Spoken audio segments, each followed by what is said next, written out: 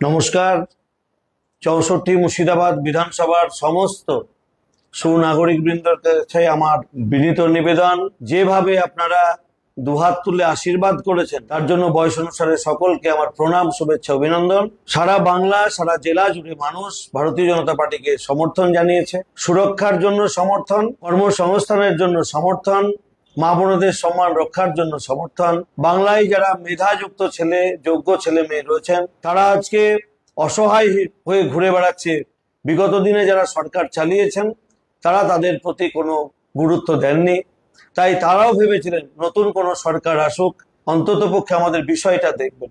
তাই এই কথা ভেবে যত সুনাগরিক রয়েছেন, ভাই বোন রয়েছেন, যারা দুহাত তুলে বিজেপিকে আশীর্বাদ করেছেন, সবাইকে আমার পক্ষ থেকে শুভেচ্ছা, অভিনন্দন, ধন্যবাদ। সবাই ভালো থাকবেন, সুস্থ থাকবেন। সঙ্গে সারা জেলা এবং সারা রাজ্য জুড়ে যে ফলাফল হয়েছে তার জন্য জেলাবাসী, রাজ্যবাসীকে আমার পক্ষ থেকে শুভেচ্ছা, অভিনন্দন।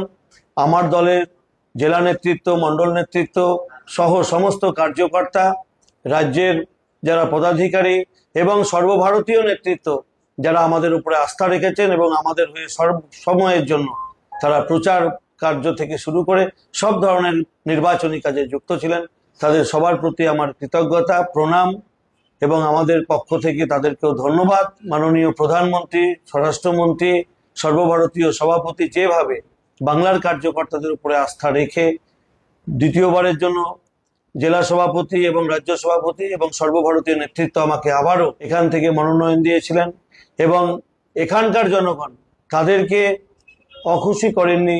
এই মনোনয়নের জন্য তাদেরকে ভোট রাজনীতির মধ্যে দিয়ে, অর্থাৎ ভোট দিয়ে আবার পুনর্নির্বাচিত করেছেন। আমি সেই জন্য সমস্ত ভোটার এবং আমার সর্বভারতীয় নেতৃত্ব, রাজ্য নেতৃত্বকে আমি শুভেচ্ছা, অভিনন্দন জানাচ্ছি।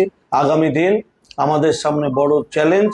বাংলার মানুষ যেভাবে ভোট দিয়ে বিজেপিকে সরকার গড়ার সুযোগ করে দিয়েছেন, সরকারে এসে আমরা যে তৃণমূল নয়, আমরা যে তৃণমূলের মতো ধ্বংসাত্মক রাজনীতি করি না, আমরা যে সবকা সাথ সবকা বিকাশের রাজনীতি যেভাবে প্রধানমন্ত্রী করছেন, সেই রাজনীতিতে আমরা বিশ্বাস রেখে এ বাংলাকে সোনার বাংলা গড়তে পারবো বলে আমাদের বিশ্বাস।